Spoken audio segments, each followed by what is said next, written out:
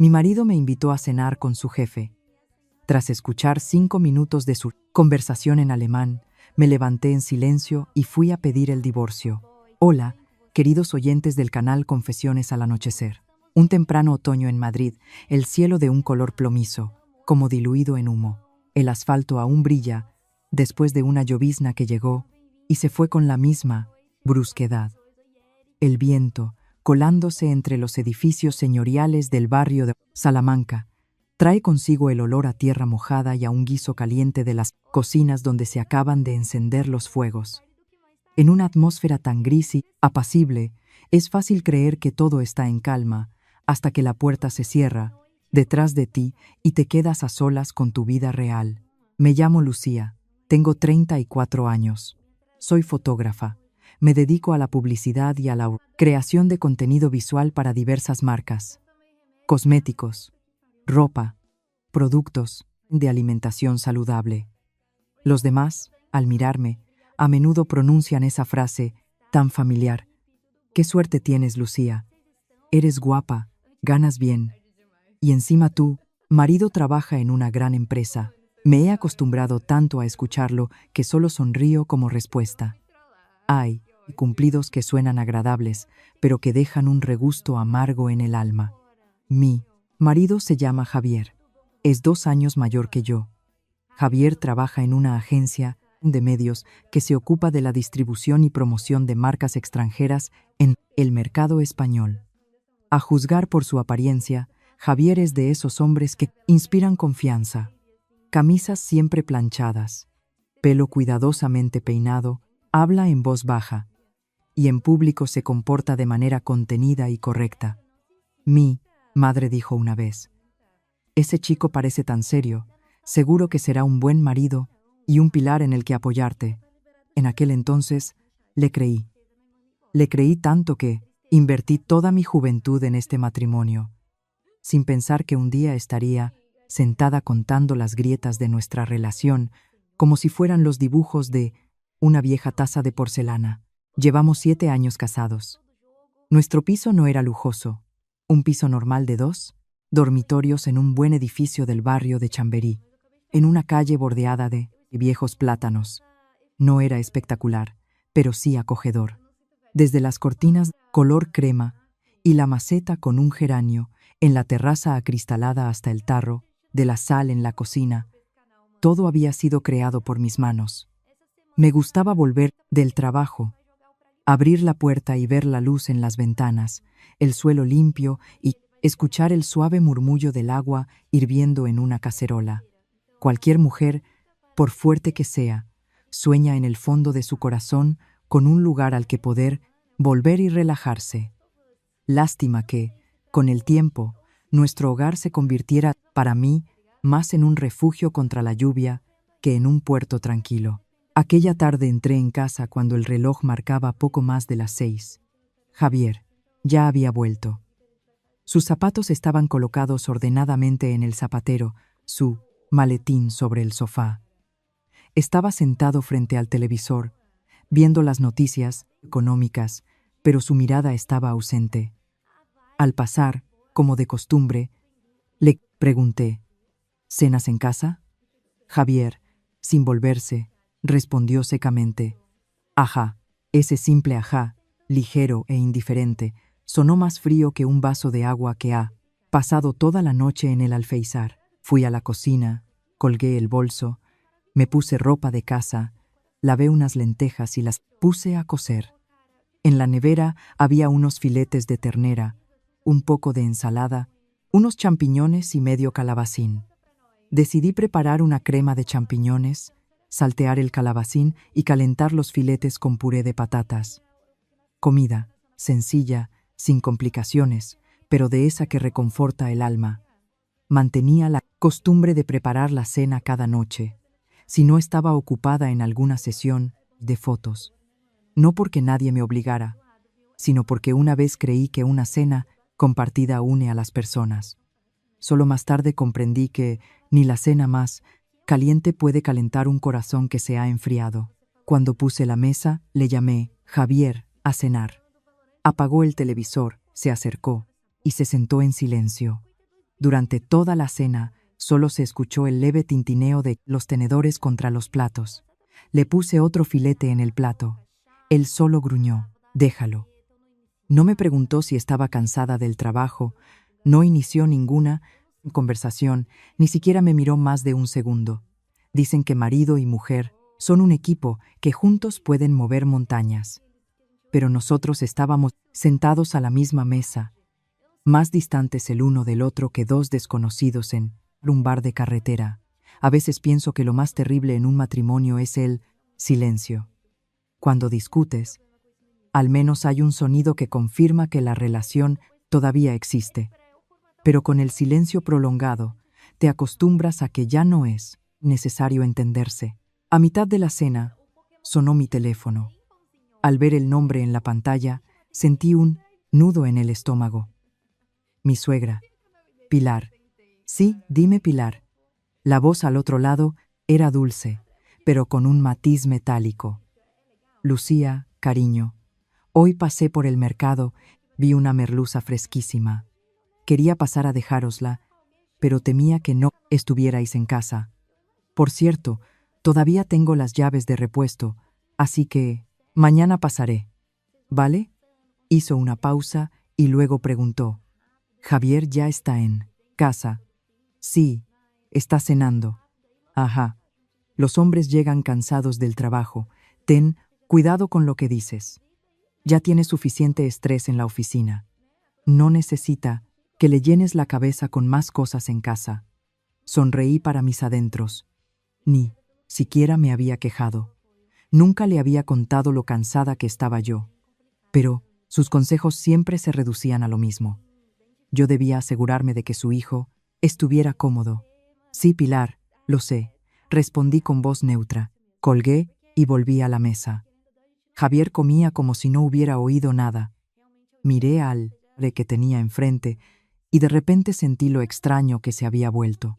Después de 7 años de vida en común, sabía que le gustaba la sopa caliente, que odiaba el cilantro, que prefería las camisas grises a las blancas y que no podía dormir sin el suave zumbido de un ventilador. Yo lo recordaba todo, pero él parecía no querer recordar nada de mí, excepto que yo era su esposa. La persona con la que compartía los gastos del piso, las facturas, los regalos a los parientes y una infinidad de obligaciones domésticas sin nombre. Afuera, en los pisos de enfrente, se encendían luces amarillas. Desde lejos, el edificio parecía una pacífica estampa de calor familiar. Y solo quienes viven detrás de esas puertas saben lo que realmente hay. Una cena caliente, conversaciones sinceras, o una vida que se resquebraja lentamente y que nadie se atreve a llamar por su nombre. Me serví en silencio un poco más de puré. El viento húmedo entró por la ventana entreabierta, haciendo que la cortina se moviera ligeramente. De repente, sentí un cansancio profundo. No el cansancio de estar de pie todo el día, sino el de una mujer que se ha acostumbrado tanto a tirar del carro que ya nadie le pregunta si está triste. Hay matrimonios que mueren sin escándalos, sin gritos ni declaraciones de abandono. Simplemente existen. Hay un marido y una mujer. Hay cena en la mesa, hay un buenos días, pero por dentro todo está vacío desde hace mucho, como un árbol carcomido por las termitas. Por fuera parece entero, pero si lo tocas, deshace en polvo. A la mañana siguiente, me desperté a las 6:10. Afuera seguía lloviznando. El cristal de la terraza estaba cubierto por un fino velo de humedad. Me puse las zapatillas, fui a la cocina, preparé un tazón de avena con leche y de paso calenté en el microondas un par de croissants que había comprado la tarde anterior. Javier, que se iba temprano a trabajar, siempre se quejaba de que por la mañana le costaba comer algo seco, así que yo intentaba prepararle algo caliente. Alguien desde fuera diría, «¿Qué esposa tan atenta?» Pero solo yo sabía que esa atención en las mujeres a menudo no nace de la felicidad, sino de una costumbre de años. Cuando Javier, ya vestido, salió del dormitorio, le serví la avena en un bol, espolvoreada con unas bayas.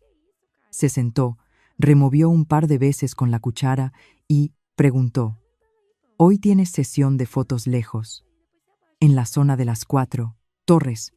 Probablemente no volveré hasta la tarde. Ajá. De nuevo ese ajá. Medio interesado, medio dicho por cumplir. Le miré, pero no dije nada más. A veces me parecía que si juntara todos sus ajás, podría construir un muro entre nosotros.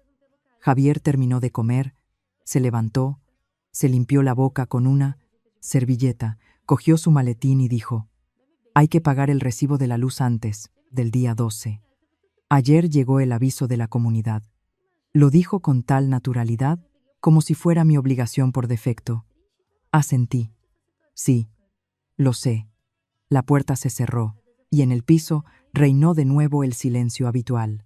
Mientras fregaba los platos, escuchando el ruido del agua, repasé mentalmente todos nuestros gastos de los últimos años.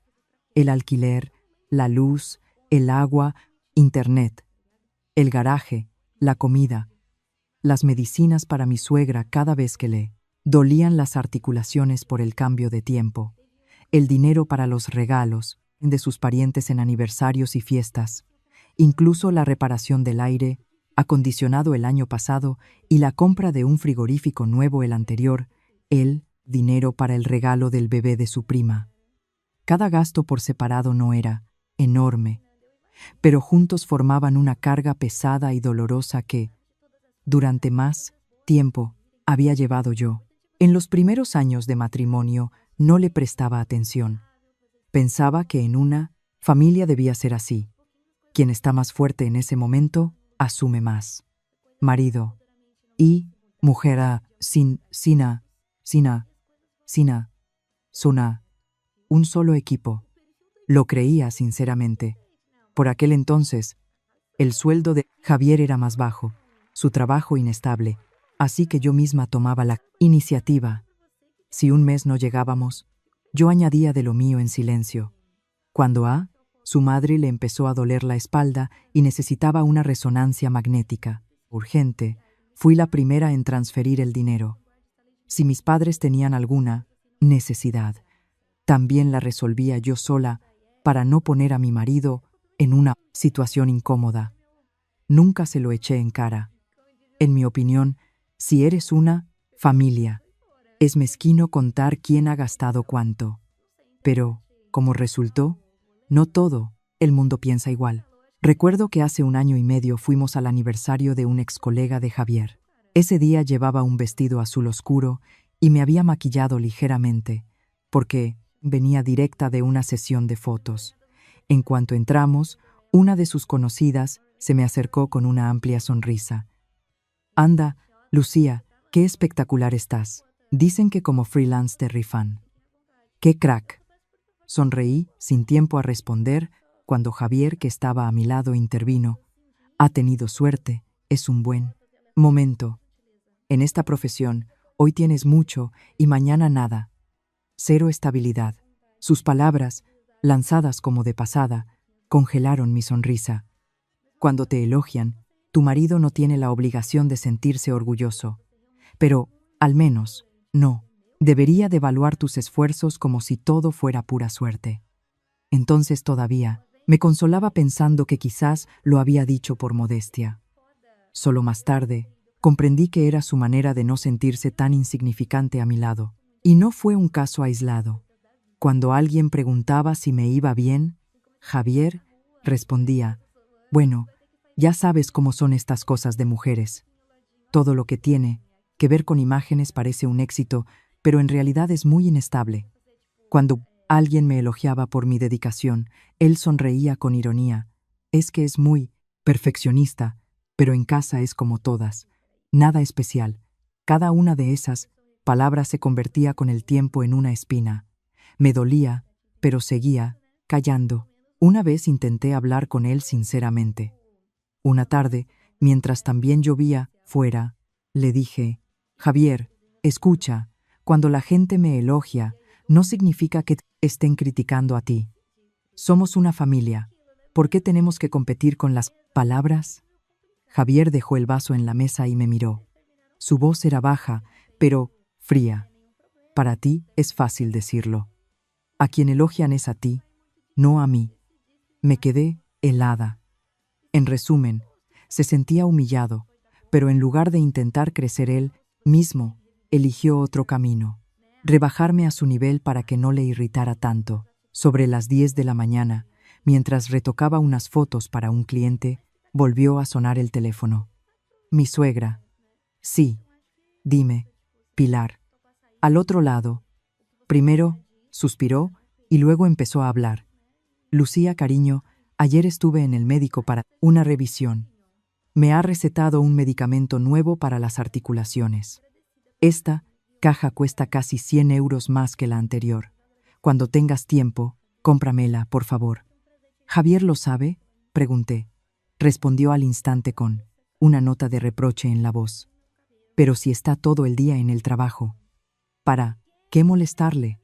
Tú puedes encargarte. Cómpramela, por favor. No eres una extraña en la familia. ¿Qué tiene de malo? Guardé silencio un par de segundos y luego respondí. De acuerdo. Por la tarde pasaré por la farmacia. Qué buena chica.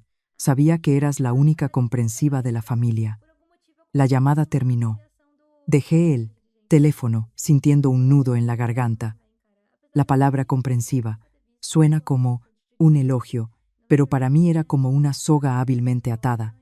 Mientras haga lo que se espera, cumplo con mi deber. Pero si un día me retraso, si un día me canso, me convertiré inmediatamente en la incorrecta. Esa tarde, de camino a casa, pasé por la farmacia, le compré el medicamento, luego le transferí el dinero de la consulta del médico a partir de la foto del recibo que me envió. Todo ello me llevó poco tiempo, pero sentía un gran peso en el alma. No me dolía el dinero. Me agotaba que todo el mundo, por defecto, me considerara responsable de ello. Y que nadie, mientras tanto, hiciera una simple pregunta. ¿Y tú, no estás cansada? Por la noche, mientras metía el medicamento en una bolsa para llevárselo a mí, suegra por la mañana, entró Javier en la habitación. Al ver la bolsa, preguntó, ¿eso es de mamá? Sí, lo he comprado. El médico le ha cambiado la receta.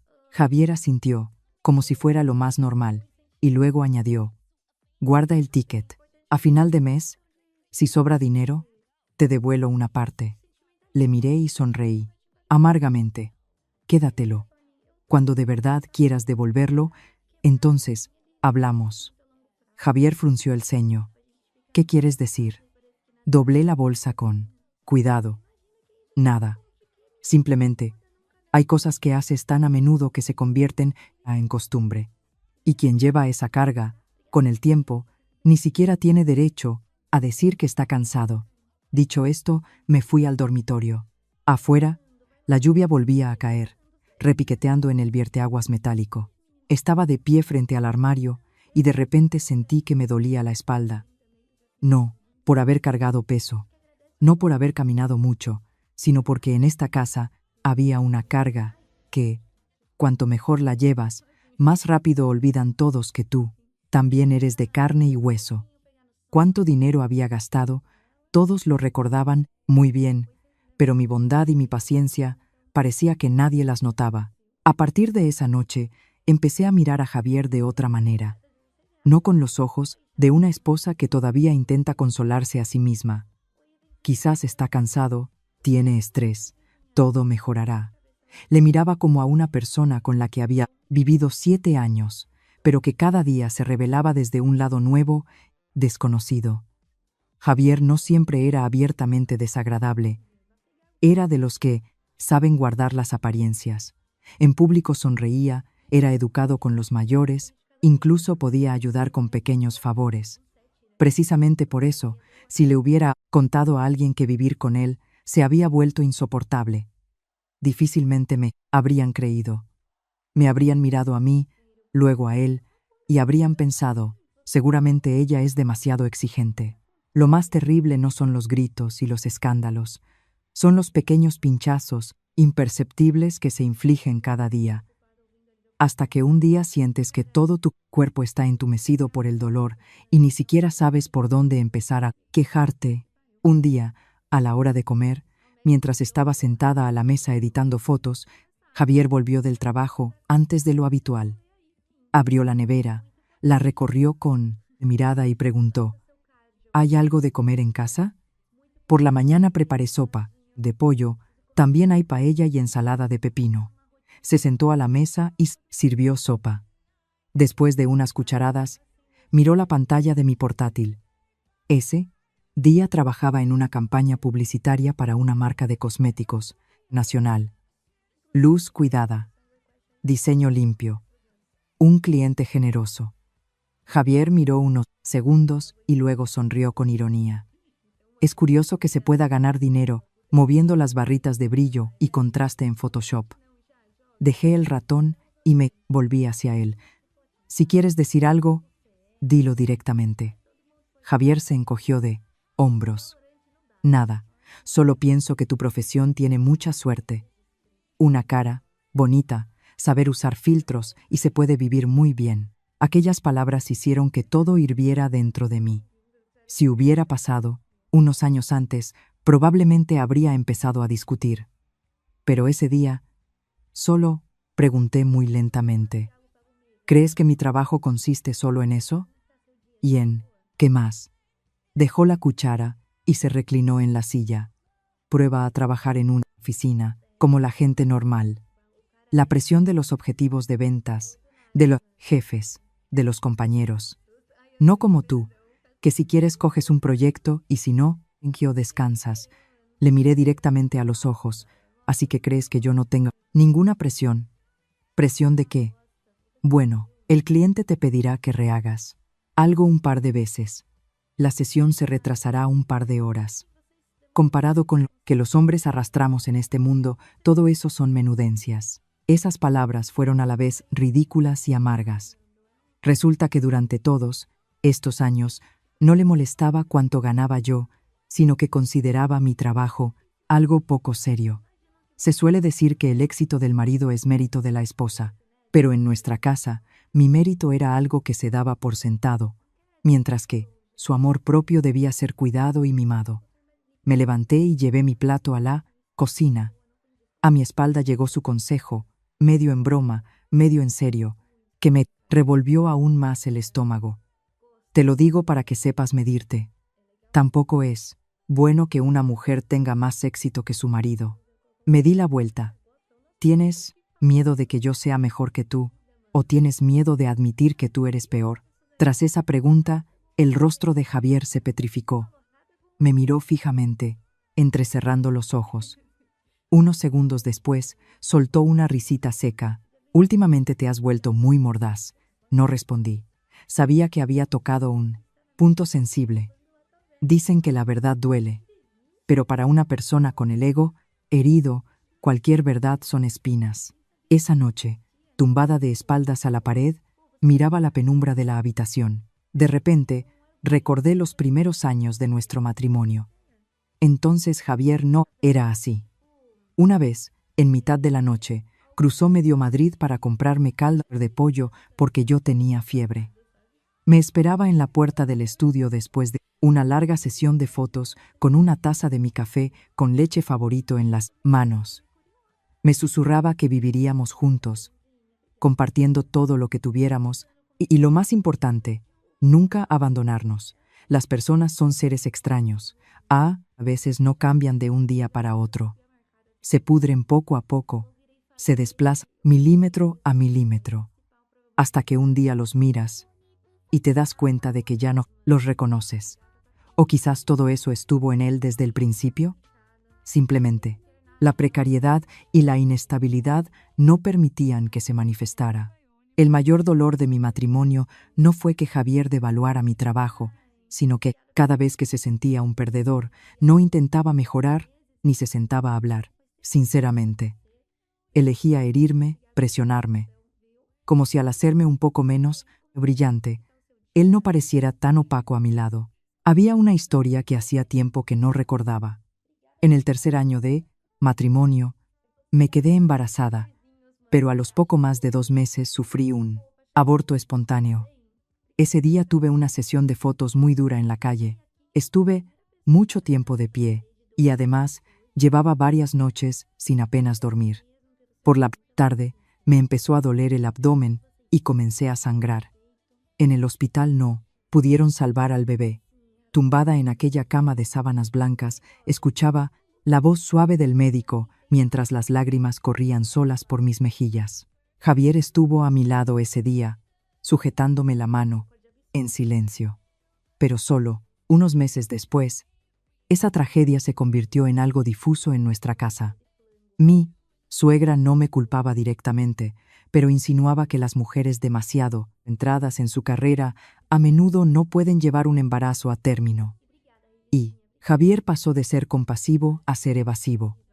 Rara vez lo mencionaba y nunca más.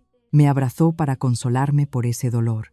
Después de la pérdida del bebé, se abrió un vacío entre nosotros. No se veía, pero bastaba dar un paso para caer en él. Yo quería volver a tener hijos, verdad que sí. Pero con el tiempo, cada vez que los familiares preguntaban cuándo les íbamos a dar una alegría, sentía como una piedra me oprimía el pecho. En esta casa ya no quedaba ni una palabra amable. ¿Cómo se puede traer un niño aquí para que crezca entre reproches y silencios? En mitad de la noche, Javier se giró hacia mí. Sin tocarme, lanzó en la oscuridad: «Mamá viene a cenar mañana. Prepara algo decente». Cerré los ojos. Una sola frase y todo estaba claro. En su mundo, su madre siempre era alguien a quien cuidar, y su esposa, alguien que debía hacerlo todo correctamente. Escuchaba el zumbido constante del aire acondicionado y sentía un frío en el purto, un talma mayor que el aire que salía de él. El hombre que yacía a mi lado se había vuelto de repente tan extraño que parecía que, si extendía la mano, no tocaría a un ser humano, sino solo el cascarón de una persona que se derrotaba a sí misma cada día. Al día siguiente, Pilar llegó sobre las 11 de la mañana. Como había prometido, tenía sus propias llaves, pero aún así llamó 3 veces al timbre por cortesía. Antes de abrir la puerta, yo estaba en la cocina marinando un pollo y por el clic de la cerradura supe que había llegado.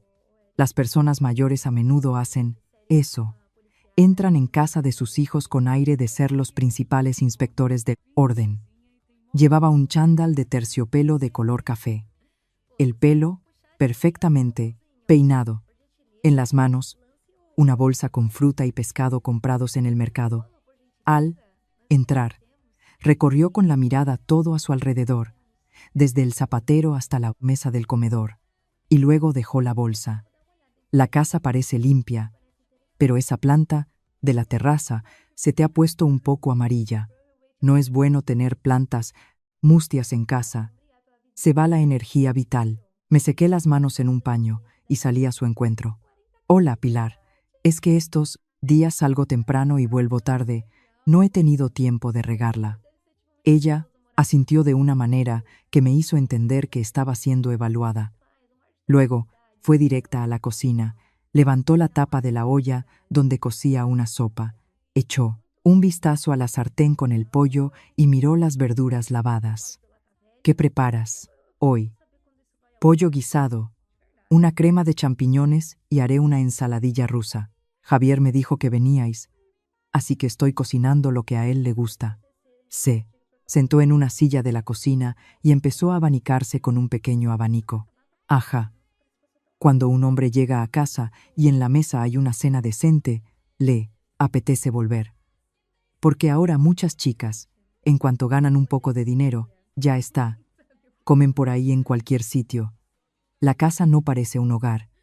Sus palabras no iban dirigidas directamente a mí, pero en la cocina, donde solo estábamos nosotras dos, cada frase sonaba como una indirecta. Sonreí suavemente. «Lo sé, Pilar. Cuando en una casa hay calor, la gente se siente atraída». Me miró. Entendí que había captado el doble sentido de mi respuesta, pero no quiso seguir por ahí. Era de las que no les gustan los enfrentamientos directos. Hablaba como si espolvoreara pimienta sobre un plato, poco a poco, pero lo suficiente para que picara. A la hora de comer, volvió Javier. Al ver a su madre, su expresión cambió al instante. De frío y distante conmigo, se transformó en un hijo alegre y atento. «Mamá, ya estás aquí. ¿Por qué no has llamado? Te habría recogido. Ella sonrió, entrecerrando los ojos. ¿Recogerme? Pero si son 2 pasos. He venido a ver cómo vivís.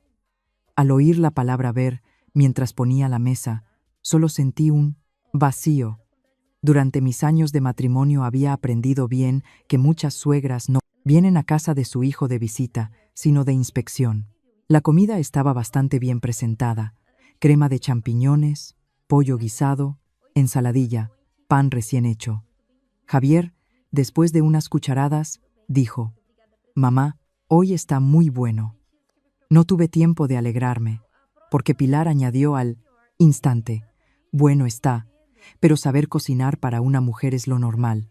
Lo importante es saber cuál es tu sitio, saber cuidar a tu marido y a tu familia, porque ahora muchas solo piensan en su aspecto y en su trabajo, y se olvidan de sus raíces». Dejé un plato en la mesa y la miré. Tiene razón Pilar. La mujer en la casa debe mantener el orden. Ella sonrió con suficiencia. Ajá, si lo digo es por vuestro bien. Fíjate, los hombres en el trabajo se enfrentan a tantas cosas. Si llega a casa y encima su mujer le discute, le lleva la contraria, se siente dolido. Y cuando un hombre está dolido, puede hacer tonterías. Javier, sentado a su lado, comía en silencio. Ni me defendía, ni se oponía. Ese silencio era para mí más amargo que las palabras de mi suegra. Porque cuando un hombre permite que su madre le hable así a su esposa en su presencia, significa que en el fondo está de acuerdo con ella. Le puse un trozo de pollo en el plato y le dije suavemente: «Lo entiendo, Pilar. Siempre he intentado ceder para que hubiera paz en casa». Ella dejó el tenedor y me miró, entre la burla y la sospecha. Ceder está bien. Una mujer que sabe ceder conservará a su marido. Pero si ganas dinero y no has aprendido a ser más discreta, ten cuidado, no vayas a cometer grandes tonterías por creerte muy lista. Esa frase fue como una cuchilla fina, sin gritos, sin groserías, pero golpeaba directamente el amor propio. Tragué un bocado, sintiendo cómo se me atascaba en la garganta. 7 años siendo su nuera. Cada vez que ayudaba a su familia, ella lo daba por sentado. Pero si alguien mencionaba mis éxitos, inmediatamente desviaba la conversación hacia que una mujer debe saber cuál es su sitio. Mis méritos los consideraba una obligación, mientras que el amor propio de su hijo lo cuidaba como un jarrón frágil. Cuando ya estábamos terminando de comer, de repente preguntó: «Por cierto, la semana pasada llamó la tía Loli de Albacete. Preguntaba por qué después de 7 años de matrimonio en vuestra casa hay tanto silencio. La gente de vuestra edad ya tiene hijos que van al colegio». Apreté el tenedor con más fuerza. De nuevo, en cuanto el ambiente en casa se calmaba un poco, alguien tenía que golpear en el punto más doloroso. «Pilar, los hijos vienen cuando Dios quiere», respondí con voz neutra. Ella suspiró con aire de suficiencia. «Dios es Dios. Pero si una mujer está todo el tiempo con la cabeza en el trabajo, siempre nerviosa, como una cuerda tensa, pues también es difícil. No lo digo como un reproche, sino con buena intención». Aquí intervino Javier, pero sus palabras solo echaron más leña al fuego. «Mamá, deja que las cosas sigan su curso. Ahora mismo ella tiene mucho trabajo». Al oír ella, me quedé helada. En momentos de irritación, Javier solía llamarme así. No Lucía, no mi mujer, simplemente ella, la mujer que vive con él en la misma casa. Dejé el plato, me limpié las manos y, tratando de mantener la calma, dije: «Ya perdí un hijo. Supongo que sabe que no todo depende solo del deseo». En la mesa se hizo un silencio momentáneo. Pilar desvió la mirada y tosió. «Yo no te culpo, solo te lo recuerdo para que midas tus fuerzas. Al fin y al cabo, una mujer debe casarse, tener hijos. Solo entonces tendrá una familia de verdad». La miré directamente a los ojos. En ese momento comprendí claramente cuál era mi lugar en esa casa. Podía ganar dinero, resolver problemas, hacer todo lo que los demás eludían. Pero mientras no diera a luz a un nieto y no aprendiera a inclinarme lo suficiente para que su hijo se sintiera grande, a sus ojos seguiría siendo la nuera que no había cumplido con su deber. La comida terminó con el sonido de sus consejos a Javier para que tomara sus pastillas para la gastritis, el ruido del agua en el fregadero y la voz del presentador de la televisión. Todo sonaba muy rutinario, solo que para mí no había nada de rutinario en el alma. Cuando la acompañaba a la puerta, se volvió y añadió con una voz tan suave como un susurro: «Lucía, si hablo mucho no es porque no te quiera. Es que me da miedo que las mujeres demasiado listas al final no sepan retener su felicidad». Me quedé en el umbral, viendo cómo su figura desaparecía por el pasillo. A mi espalda, el piso seguía igual de luminoso, limpio, con sus muebles y su vajilla, como miles de otras casas. Pero yo sabía que en esta casa lo que más me agotaba no eran los gritos, sino esas lecciones envueltas en azúcar que sonaban a preocupación, pero que, en realidad, cortaban como un cuchillo. Ese día, en la mesa, había pocas personas, pero me sentí más sola que nunca. Hay una amargura que no se atasca en la garganta, sino directamente en el corazón. Y es imposible tragarla, pero tampoco tienes fuerzas para escupirla. A mediados de octubre, Madrid se sumió en un tiempo caprichoso. Por la mañana podía hacer sol y por la tarde caer un aguacero helado. Mi trabajo seguía su curso.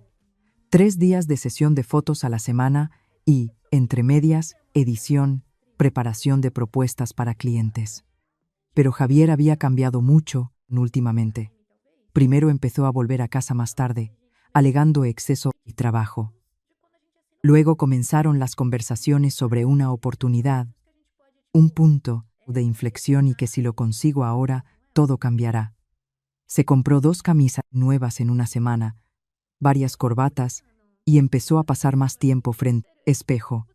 El hombre que antes iba a trabajar con los zapatos limpiados deprisa y corriendo, ahora los lustraba cada noche hasta dejarlos relucientes, como si temiera que una mota de polvo pudiera costarle su reputación. Una noche, mientras guardaba el equipo en la funda para la sesión del día siguiente, Javier estaba frente al espejo del dormitorio y ajustándose el cuello, preguntó: «¿Crees que esta corbata queda seria?».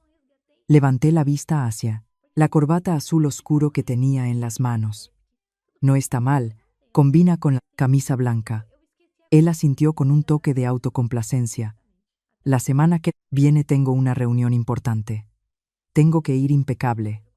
Cerré la funda y, como quien no quiere la cosa, pregunté: «¿Tan importante es para que te preocupes tanto?». Javier se giró. Su voz se hizo más baja, como si temiera ahuyentar a la suerte. «En la empresa se planea una reestructuración del departamento de ventas. El puesto de director está vacante. Si todo sale bien, podrían ascenderme». Le miré. Para cualquier extraño, sería una buena noticia. El marido tiene una oportunidad de ascenso. ¿Qué esposa no se alegraría? Pero al ver el brillo excesivo de sus ojos, no sentí calma. No era la mirada de un hombre seguro de sus capacidades. Era el ansia de alguien que ha olido una presa. Acercó una masilla, se sentó junto al tocador y continuó: «El director regional que viene, esta vez, es una figura clave. Si él da el visto bueno, se puede decir que está hecho». «¿Es extranjero?». «Sí, alemán. Hans Müller». Al pronunciar estas palabras, la voz de Javier cambió. Se mezclaban en ella la reverencia, el servilismo y una especie de impaciencia depredadora. Escuché y sentí un escalofrío en la espalda. Un hombre verdaderamente fuerte afronta una oportunidad con preparación y dignidad. Javier, en ese momento, la miraba como a un salvavidas. En los días siguientes, las conversaciones sobre su trabajo se colaron incluso en la cena. Un día, de repente, dejó el tenedor y dijo: «La gente importante no solo mira la profesionalidad, miran cómo te comunicas, cómo construyes relaciones, cómo resuelves problemas. Un movimiento en falso y lo pierdes todo. Le serví ensalada en el plato y le pregunté en voz baja, ¿estás seguro de ti mismo? Él sonrió, pero su sonrisa era tan fina como una cuchilla. La confianza no es tan importante como la habilidad para aprovechar una oportunidad. En esta vida, si llegas un paso tarde, otro se te sube a la cabeza. Esas palabras iban dirigidas tanto a mí como a él mismo. No pregunté más, porque sabía que si profundizaba, él sacaría inmediatamente las púas. Las personas con el amor propio herido a menudo se comportan así. De palabra, presumen de ambiciones, pero en el fondo temen que alguien toque su punto débil. El fin de semana volvió a venir Pilar. No sé qué le había contado Javier, pero, en cuanto se sentó en el sofá, empezó a hablar con una entonación inusualmente alegre. Javier me ha dicho que hay un posible ascenso en la empresa. Es una gran suerte para toda nuestra familia. Javier estaba sentado junto a su madre, con la espalda recta. Todavía no es seguro, mamá, pero hay muchas posibilidades. Ella me miró y sonrió con suficiencia. ¿Lo ves, Lucía? Si un hombre tiene ambición, tarde o temprano levantará la cabeza. Y una esposa en ese momento debe apoyarlo, no distraerlo con pequeñeces. Al oír levantará la cabeza, sentí un nudo en el estómago. Entonces, a sus ojos, todo este tiempo su hijo había estado humillado, y quien lo humillaba no era otra que yo. La esposa que ganaba más, que tenía su propia opinión y que aún no le había dado el tan esperado nieto. Dejé la taza de té en la mesa y respondí educadamente. Siempre le he deseado a Cora, Javier, solo éxitos, y en lo que respecta a la casa, sigo haciéndolo todo yo. Ella asintió, pero no se detuvo. Hacerlo lo haces, pero hay que hacerlo con cabeza. Las mujeres a menudo ganan cuando saben apartarse a la sombra en el momento adecuado. Con los extraños puedes ser lista, pero en tu propia familia tienes que ser sabia. Si un hombre se siente un perdedor en casa, también le costará levantar la cabeza en el trabajo. Escuché y quise reírme. Cualquier sabiduría popular en su boca se reducía a una cosa. Yo debía ceder. Cuando se necesitaba dinero para medicinas, para regalos, para gastos imprevistos, nadie le decía a su hijo que se apartara a la sombra y viera cómo su esposa tiraba de todo. Pero en cuanto a él se le presentaba una esperanza de ascenso, yo debía encogerme inmediatamente para salvar su imagen. Después de ese día, Javier cambió aún más. Empezó a aprender frases sencillas en alemán por internet, a veces murmurándolas frente al espejo. Un día, al pasar, le oí pronunciar mal una palabra elemental.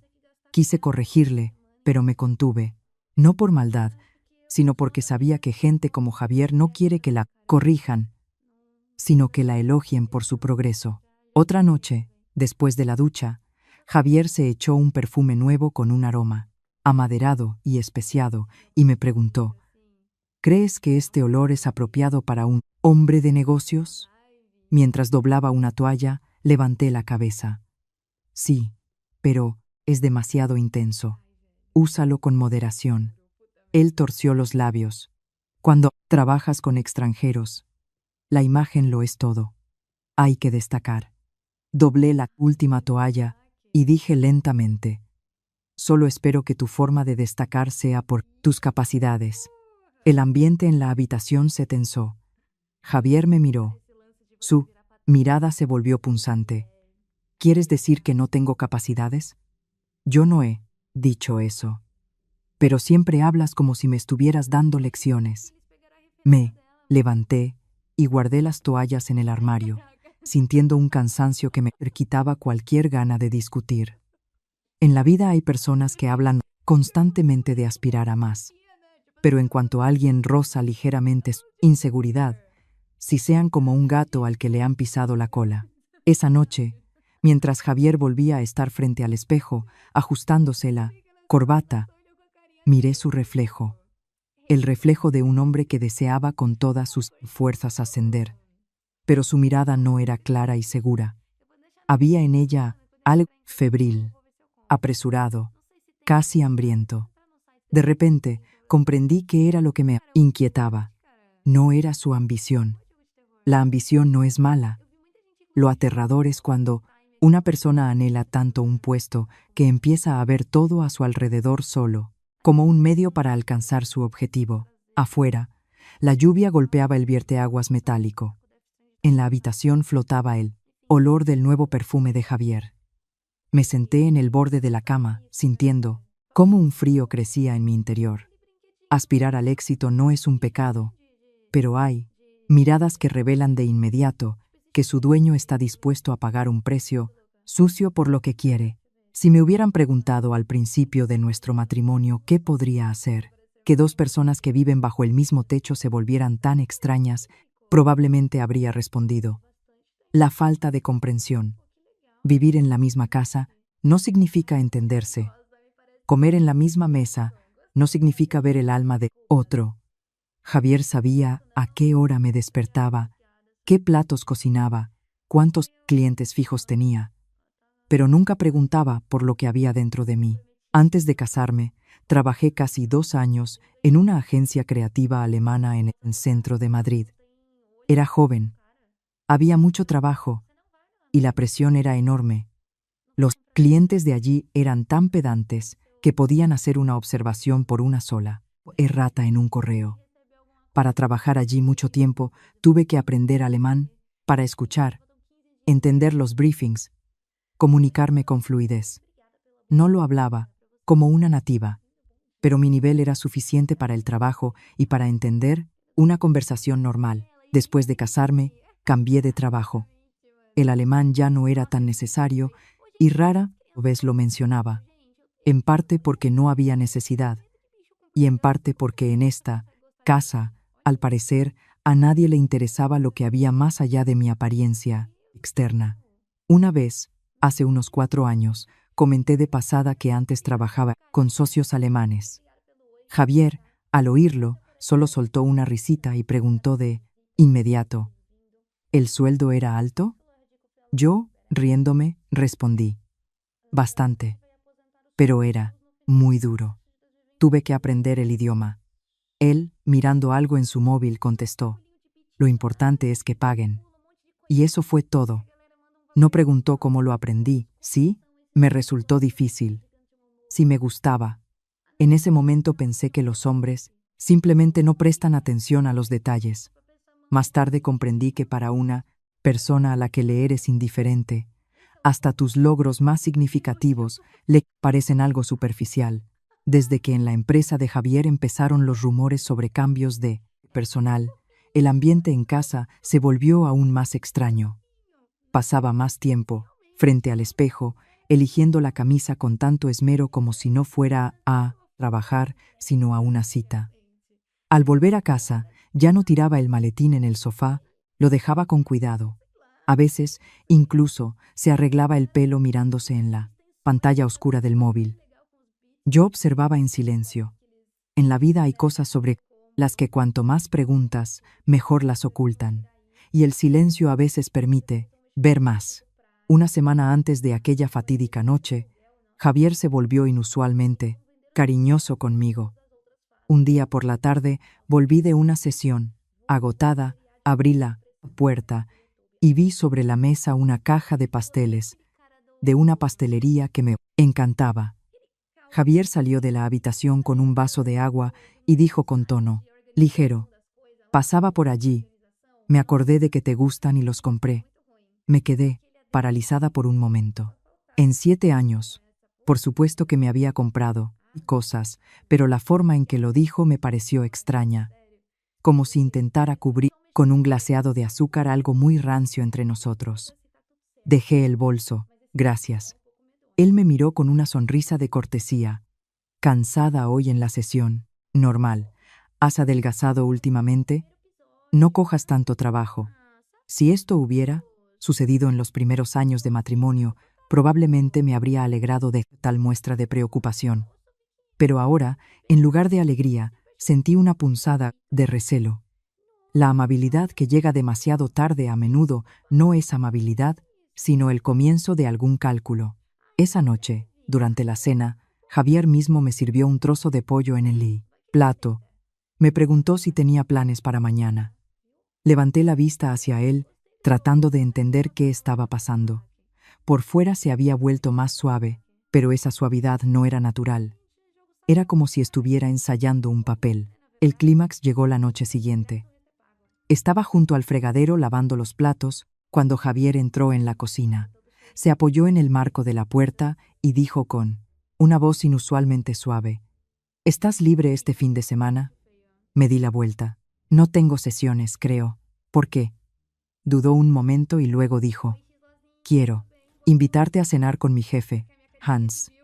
Dejé un plato. El agua de mis manos goteaba en el fregadero. ¿Una cena para 3? Sí, solo una cena informal. Pronto se va a Alemania por unas semanas.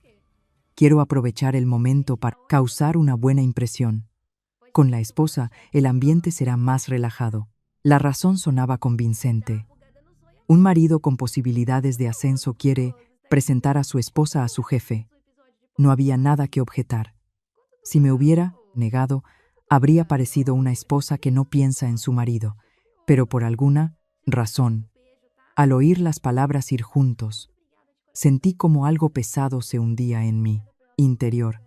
¿En qué restaurante? En el centro. Todo será muy correcto. No te preocupes. Le miré directamente a los ojos. ¿Para qué me necesitas allí?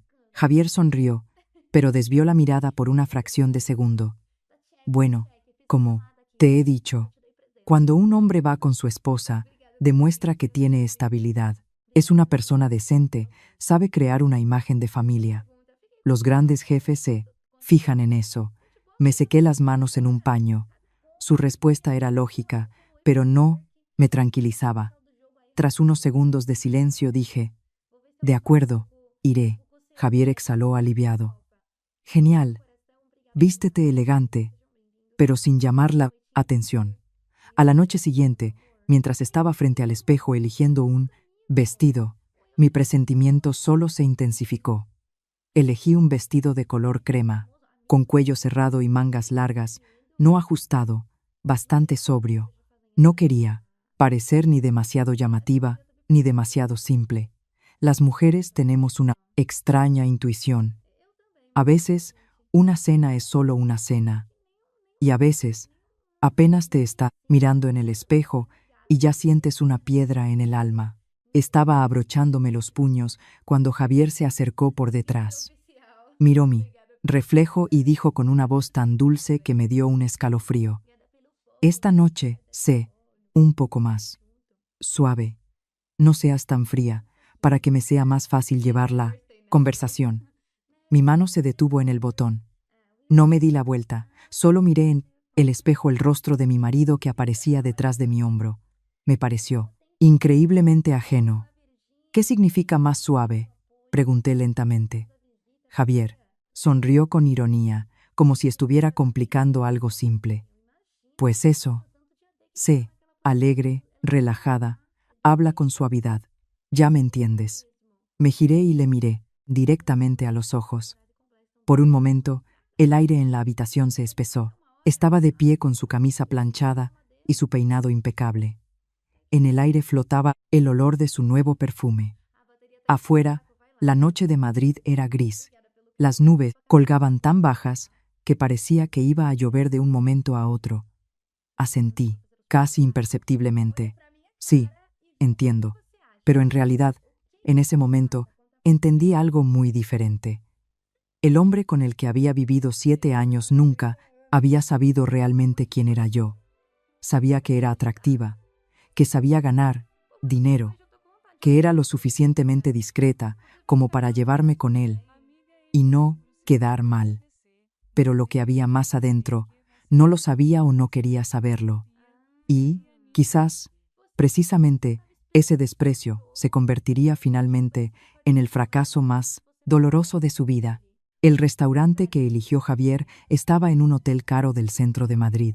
Desde la entrada, un reluciente suelo de mármol que reflejaba la cálida luz de las lámparas de cristal, el personal, con uniforme negro, haciendo una en reverencia al entrar. Todo allí era tan respetable que parecía que si montaba un escándalo, serías tú, y nadie más, quien quedaría fuera de lugar. Caminaba junto a Javier, escuchando el suave golpeteo de mis tacones. Por dentro, estaba tensa como la cuerda de un violín. Llevaba aquel vestido color crema, con una rebeca ligera por encima. Javier, con camisa blanca y corbata azul oscuro. El pelo, aún más arreglado de lo habitual. Desde fuera, parecíamos una pareja perfecta yendo a una cena importante. ¿Quién podría pensar, al vernos, que no estábamos pasando por los mejores días de nuestro matrimonio? En la vida, siempre es así. Lo que agrada a la vista, no siempre agrada al corazón. Nos llevaron a una mesa en el fondo del salón, junto a un gran ventanal con vistas a la ciudad nocturna. Hans Müller ya estaba allí. Al vernos, se levantó de inmediato, alto, con la espalda recta, con un traje gris oscuro que sentaba a la perfección. Pelo canoso, pero un rostro que conservaba el atractivo autoritario de un hombre acostumbrado a tomar decisiones. Sonrió y me tendió la mano primero a mí. Lucía, encantado de conocerla por fin. Le correspondí el saludo, diciendo en inglés: igualmente, un placer. Hans me retiró la silla. Un gesto de impecable cortesía. Ni una mirada de más, ni una palabra fuera de lugar. Es precisamente esa amabilidad la que desarma. Javier, en cambio, apenas se sentó, delató su nerviosismo. Sonreía más de lo habitual, ligeramente inclinado hacia adelante, y captaba cada mirada de su jefe, como un escolar esperando una nota. Los primeros minutos, la conversación giró en torno al trabajo. Hans me preguntó cuánto tiempo llevaba en el mundo de la fotografía, con qué marcas había trabajado, si no era yo quien había hecho recientemente una campaña para una marca de cosméticos nacional. Yo respondía de forma concisa y al grano. Javier metía sus comentarios, intentando a la vez presumir de mí y utilizarme para ganar puntos. Mi mujer es una auténtica profesional, dijo en inglés. Tiene un gusto excelente y se lleva muy bien con los clientes. Miré de reojo a mi marido. Sonaba amable pero extraño. No sentía alegría. De boca de ese hombre había oído con demasiada frecuencia palabras que devaluaban mi trabajo. Hoy, de repente, me elogiaba ante otro, y no parecía orgullo, sino la exhibición de un objeto bonito. Poco a poco fueron trayendo los platos: ensalada de salmón, crema de calabaza, filete con salsa de pimienta. Los aromas a mantequilla, pan tostado y vino se mezclaban en el aire fresco. Hans levantaba su copa. Decía algunas frases de cortesía sobre el tiempo en Madrid, sobre el ritmo dinámico de la vida, sobre cómo en España se valora a la familia. Todo era fluido, como un discurso, preparado de antemano. Pero era precisamente esa fluidez lo que me inquietaba. Me di cuenta de que Javier apenas comía. Bebía vino más rápido de lo habitual, levantando la copa cada vez que lo hacía Hans.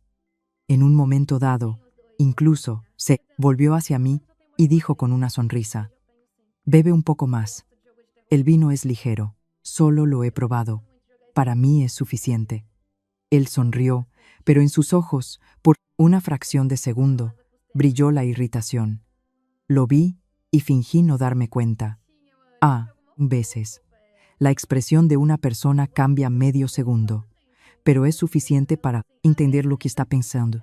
Hans me hizo algunas preguntas más sobre mi trabajo. Elogió una de mis campañas, diciendo que había quedado muy limpia y emotiva.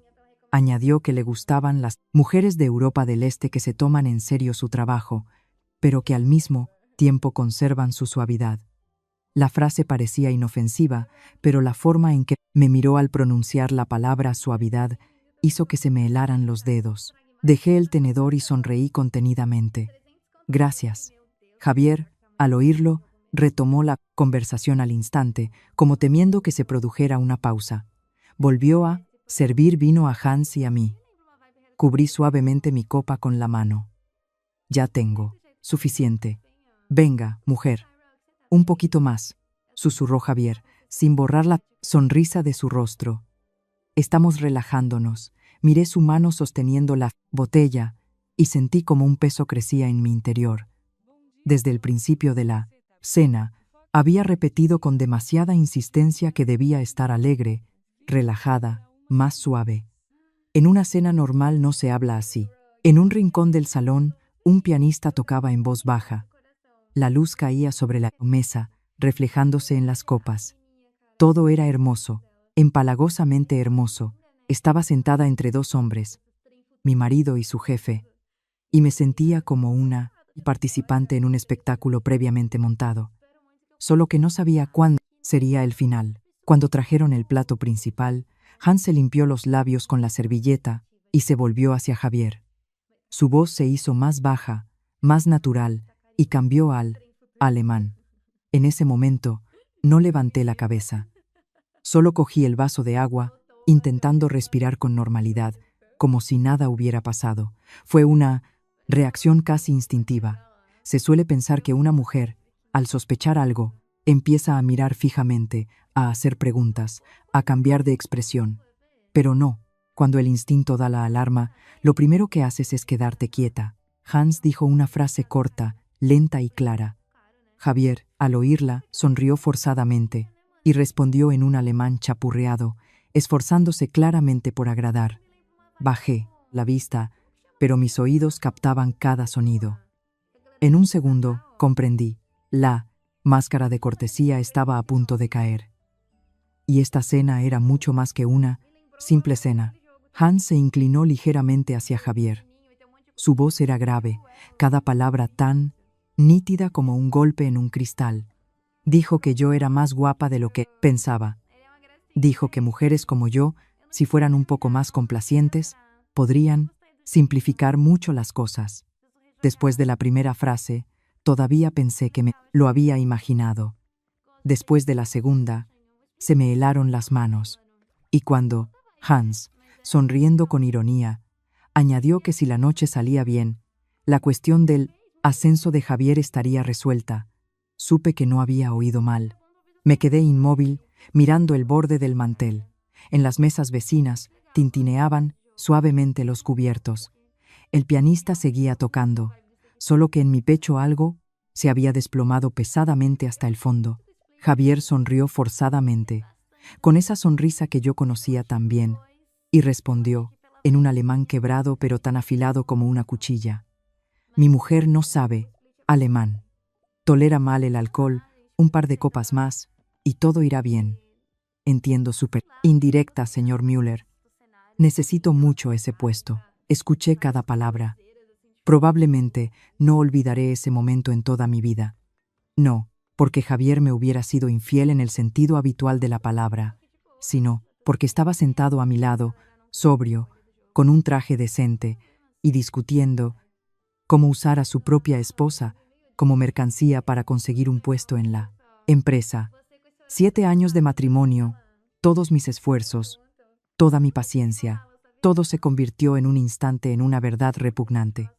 Este hombre nunca me había considerado su otra mitad. En el mejor de los casos, yo era un accesorio que se podía mostrar cuando convenía y con el que se podía pagar cuando era rentable. No lloré. Extraño. Pensé que en un momento así debería al menos temblar o sollozar, pero no. El dolor era tan intenso que no se convirtió en lágrimas. Se convirtió en un nudo de hielo en mi pecho, tan pesado que me sentí ingrávida, como si no me quedara sangre. Hans levantó su copa, mirándome. Javier también se giró. Su voz se volvió empalagosamente dulce. Lucía, ¿qué te pasa?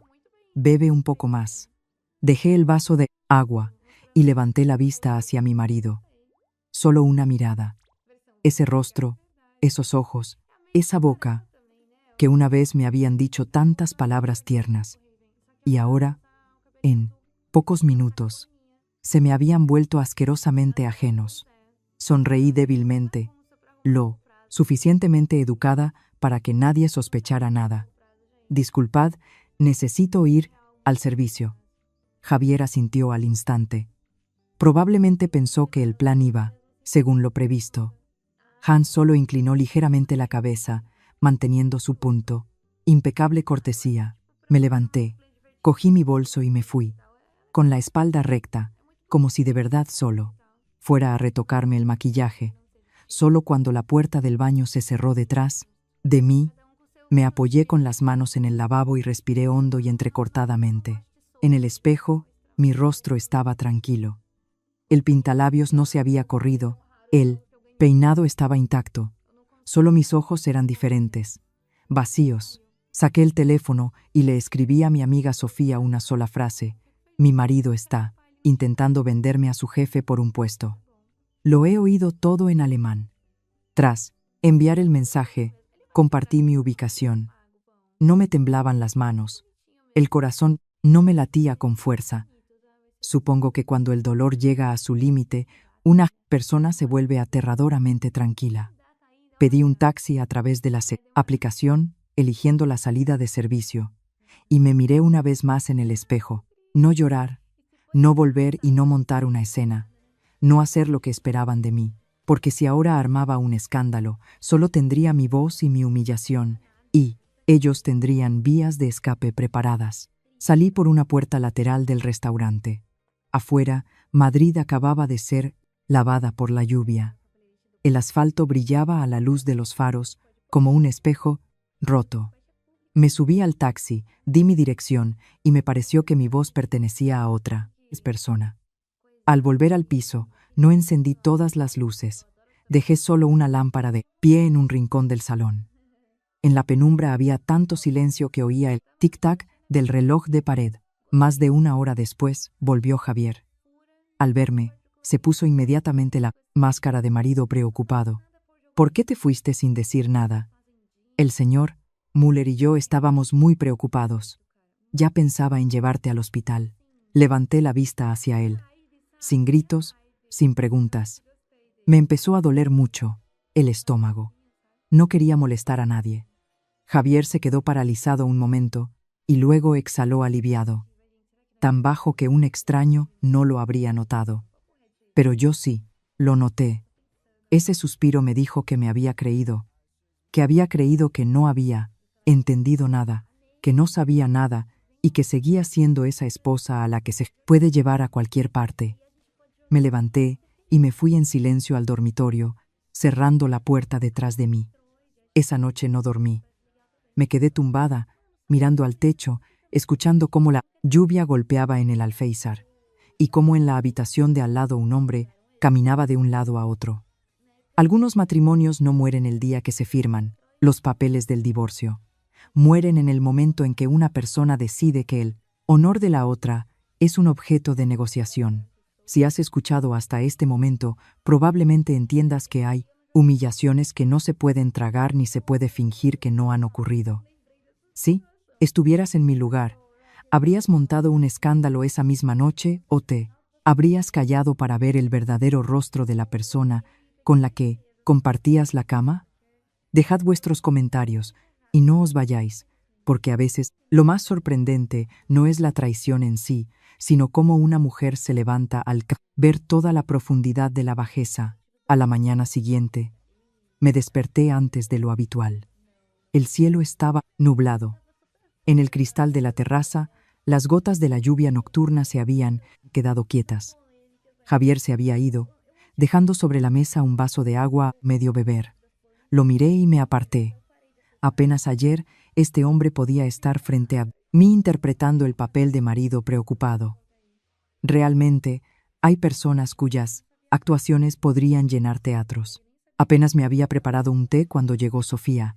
Entró y sin sentarse, me cogió de la mano. Cuéntamelo todo. ¿Qué dijo exactamente? Le serví un té, caliente. Mi voz era extrañamente tranquila. Javier estaba sentado a mi lado, diciéndole a ese Hans que yo no sabía alemán. Dijo que toleraba mal el alcohol y que un par de copas más me harían más dócil. Dijo abiertamente que necesitaba ese puesto. Sofía se quedó helada, su rostro se enrojeció. Dejó la taza sobre la mesa con fuerza. Dios mío, ¿pero es que es humano? denúncialo en su propia empresa o móntale un escándalo delante de él y de su madrecita. Agente, así, no, se la puede dejar impune. Se te subirán a la cabeza. La miré y negué con la cabeza. Si ahora armo un escándalo, él lo negará todo. Hans se lavará las manos. Solo tendré mis palabras y mi humillación. Y 0 pruebas contundentes. ¿Y vas a poder tragártelo? No voy a tragármelo. Lo guardaré para devolvérselo. Sofía guardó silencio. Era impulsiva, pero no tonta. Tras mirarme largamente, preguntó en voz baja, ¿qué vas a hacer? Me recliné en la silla y dije lentamente, primero, voy a fingir que no sé nada. Él piensa que me fui por un dolor de estómago. Que siga pensándolo. La gente que tiene algo que ocultar baja la guardia cuando cree que se ha salido con la suya. Sofía se mordió el labio y asintió. Para cazar al tigre, hay que entrar en su guarida. Lo entiendo, pero ten cuidado. Sonreí amargamente. Desde el momento en que decidió vender a su propia mujer, ya no tengo motivos para no tener cuidado. A partir de ese día, empecé a vivir de otra manera. Por fuera, seguía siendo la misma Lucía. Preparaba el desayuno si tenía tiempo. Le hacía a Javier las preguntas de rigor sobre el trabajo. Le daba la camisa antes de irse.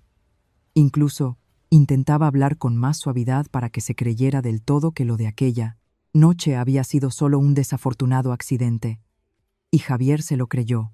Los hombres que durante mucho tiempo no respetan a sus esposas a menudo piensan que controlan la situación por completo. El martes por la tarde, mientras editaba fotos en el salón, Javier salió a la terraza a hablar por teléfono. La puerta estaba entreabierta, no estaba espiando, pero hay cosas que se cuelan solas en tus oídos. Ya te he dicho que en un par de días tendré el dinero. Deja de presionar. No pienso dejarte tirado. La voz de Javier era baja y cortante, no la voz con la que hablaba en el trabajo o con su madre. Era la voz de un hombre acorralado. Me quedé inmóvil, mirando la pantalla y moviendo el ratón como si no oyera nada. Un rato después, entró, vio que estaba trabajando y su rostro se relajó. Por la noche, durante la cena, incluso preguntó, ¿mañana vas al estudio? Tengo una reunión con un cliente cerca del retiro. Ajá. Últimamente estás muy ocupada. Yo, mientras servía la ensalada, respondí con mucha naturalidad. Bueno, ¿qué se le va a hacer? Todos tenemos que buscarnos la vida. Al oír estas palabras, Javier se tensó ligeramente. Quizás pensó que estaba insinuando algo, pero no levanté la vista. Quería que empezara a temer aquello de lo que no estaba seguro. Y yo observaría. En los días siguientes, empecé a notar que en el móvil de Javier aparecían a menudo notificaciones que él descartaba al instante.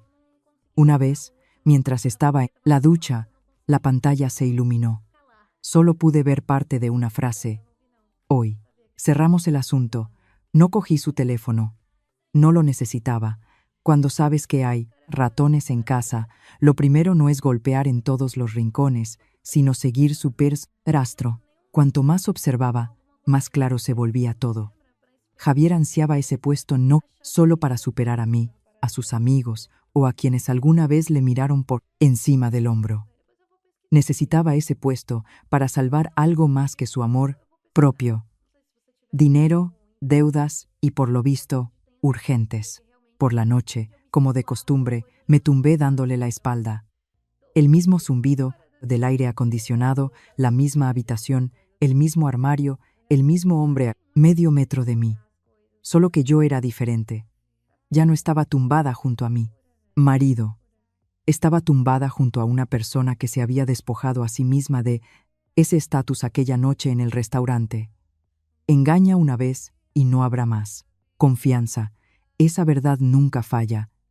Cerré los ojos y me dije con firmeza, a partir de hoy, cada uno de sus movimientos, cada llamada, cada ceño fruncido, lo memorizaré no para torturarme, sino para saber, en el momento oportuno, ¿Con quién estoy tratando? Mi silencio en aquellos días ya no era paciencia. Era un paso atrás para ver mejor el verdadero rostro de la persona con la que había compartido cama durante 7 años. Javier tenía un escritorio en un rincón del salón. Normalmente era muy celoso con sus cosas. No lo cerraba con llave, pero no le gustaba que nadie tocara sus papeles. Antes no le había prestado atención.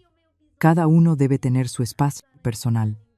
Pero después de aquella noche en el restaurante, sus cosas personales dejaron de ser para mí simplemente personales.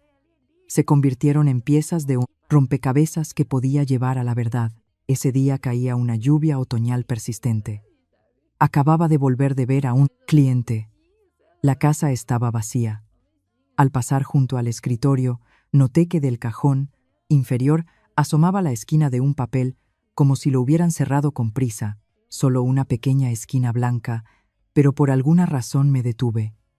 Me senté en la silla y miré el cajón durante unos segundos. Una voz interior me decía, no lo toques, pero otra voz, más fría, me recordó el rostro de Javier a la luz de las lámparas del restaurante, su frase, mi mujer no sabe alemán, y mi mano tiró del cajón por sí sola. Dentro, todo estaba ordenado, incluso demasiado. Una pila de carpetas, varias impresiones, un pequeño bloc de notas y debajo varias fotocopias. Las cogí y me quedé helada. Era un escaneo de mi pasaporte, una fotocopia de un antiguo libro de familia de mis padres, una foto de mi firma en una hoja en blanco y otra hoja con mis datos personales. Teléfono, correo electrónico, dirección, lugar de trabajo. Me quedé sentada, aturdida. Yo no le había dado esos documentos últimamente para ningún trámite. Si fueran papeles antiguos de la época de la boda, estarían en la carpeta común de documentos. Pero estaban guardados así, por separado. Mi corazón empezó a latir lenta y pesadamente. Saqué el teléfono y fotografié cada hoja. Luego, con cuidado, lo volví a colocar todo en su sitio, incluso esa esquina de papel que asomaba. Mientras lo hacía, no me temblaban las manos. Extrañamente, cuanto más clara se volvía la verdad, más tranquila estaba. Después de fotografiarlo todo, le escribí a Sofía. He encontrado escaneos de mi pasaporte, una foto de mi firma y mis datos personales en un cajón de su escritorio. Sofía respondió casi al instante. ¿Para qué quiere eso? Miré la pantalla y tecleé. Eso es lo que tengo que averiguar. Esa noche Javier volvió tarde. Al entrar, se aflojó la corbata. Parecía cansado, pero sus ojos se movían inquietos. Yo estaba sentada a la mesa, terminando un trabajo. Al verme, preguntó como si nada. ¿Ya has cenado? Sí. Tu parte está en la olla. Pasó de largo, echando un vistazo a mi portátil, y se fue a la habitación a cambiarse. Su forma de andar, sus respuestas, todo era como el del marido con el que había vivido. Pero solo yo sabía que, a partir de ese momento, cada una de sus acciones cotidianas me provocaba un escalofrío. A la mañana siguiente, a través de un antiguo conocido que trabajaba en el sector de los créditos al consumo, le pedí que comprobara si había aparecido alguna operación financiera extraña a mi nombre con mis datos. No le conté todo, solo le dije que sospechaba que alguien estaba usando mis documentos sin mi conocimiento. Al otro lado de la línea hubo un silencio, y luego mi conocido preguntó, «Lucía, ¿has pedido algún crédito al consumo últimamente?» Se me heló la espalda. «No». Bajó la voz. «Veo que a tu nombre hay un crédito bastante grande, formalizado hace muy poco». Apreté el teléfono con tanta fuerza que se me pusieron los nudillos blancos. En ese momento, comprendí que había cruzado otra línea. Si la noche en el restaurante fue un golpe a mi honor, esto era un ataque directo a mi seguridad. Esa noche, como de costumbre, preparé la cena. Coloqué cuidadosamente las zapatillas de Javier en la entrada, le pregunté si quería sopa caliente. Cuanto más normal me comportaba, más fría me volvía por dentro. Hay personas que traicionan en un momento de debilidad y hay otras que, metódicamente, paso a paso, usando tu nombre, tu firma, se construyen una vía de escape. El segundo tipo es el más aterrador. Por la noche, con la excusa de un trabajo urgente, me trasladé con el portátil al salón. Desde entonces dormía cada vez más a menudo por separado. A veces decía que la luz le molestaba para dormir. Otras veces alegaba sesiones de fotos tempranas. Javier no hacía preguntas. Supongo que estaba demasiado ocupado con sus problemas como para notar cómo había cambiado la distancia entre nosotros. Me quedé sentada sola, bajo la luz amarilla de la lámpara de mesa, mirando el piso familiar y sintiéndome una extraña en él. Resulta que cuando vives mucho tiempo con una persona de dos caras, lo primero que desaparece no es el amor, sino la sensación de seguridad. En ese momento, ya no pensaba solo en averiguar qué ocultaba mi marido. Estaba, paso a paso, descubriendo su verdadero rostro, y ese rostro era mucho más feo de lo que podría haber imaginado. Sofía me organizó una reunión con Manuel Vargas. Era unos años mayor que yo, abogado especializado en asuntos civiles y financieros. Hablaba despacio, con pocas palabras, y con una expresión siempre tranquila, casi fría. Nos reunimos en una pequeña cafetería en un callejón de Chueca, un lugar tranquilo y sin ruido. Llevé todas las fotos de los documentos del escritorio de Javier y la información sobre el crédito. Sofía estaba sentada a mi lado, apretando nerviosamente su vaso de café con leche. Supongo que temía que me derrumbara, pero, extrañamente, cuanto más avanzaba, más clara se volvía mi mente. Manuel Vargas estudió atentamente cada fotografía, luego dejó el teléfono y me miró. ¿Usted afirma que no firmó el contrato de este crédito? Nunca. Y tampoco le di a mi marido ningún poder para ello. Él asintió. En ese caso, con un alto grado de probabilidad, estamos ante un uso ilegal de datos personales y, posiblemente, una falsificación de firma. Sofía se enderezó. Dios mío, entonces esto ya no es una pelea de pareja. El abogado la miró y luego volvió a mirarme a mí. Correcto. A partir de ahora, hay que separar las emociones. Primero, guardamos todas las pruebas. Segundo, comprobamos si ha aparecido algo más a su nombre. Me quedé en silencio. La frase separar las emociones era exactamente lo que necesitaba en ese momento. Manuel Vargas me pidió datos adicionales, hizo un par de llamadas y luego se volvió hacia mí. Su voz seguía siendo igual de serena, pero ahora tenía un matiz de acero. Hay otro contrato, un seguro de vida. Pensé que había oído mal. ¿Un seguro? Sí. La asegurada es usted. El principal beneficiario, su marido. Al oír eso, se me helaron las manos. Un crédito a mi nombre ya era aterrador. Pero una póliza de seguro donde el beneficiario era Javier llevaba todo a un nivel completamente diferente. Más oscuro, más frío y más sucio. Recordé cómo en los últimos meses Javier había empezado de repente a mostrarse preocupado. Conduces mucho. ¿No te cansas? Deberías hacerte un chequeo completo. Los autónomos a menudo descuidan su salud. Entonces pensé que en él se había despertado la preocupación. Ahora, atando cabos, sentí como un terror helado me recorría la espalda. Algunas muestras de preocupación no nacen del amor, sino del cálculo. Sofía se puso roja de ira. ¿Pero se ha vuelto loco? ¿No le bastaba con el praspara, crédito, ahora también un seguro? Eso no es una persona, es un monstruo. Apreté el asa del bolso debajo de la mesa, no para no llorar, sino para mantenerme erguida. ¿Qué debo hacer ahora? No dar ninguna señal. Aún no es el momento, respondió el abogado. Vuelva a casa, revise todo su correo, mensajes, cuentas bancarias, haga copias de todos los documentos originales, cambie todas sus contraseñas.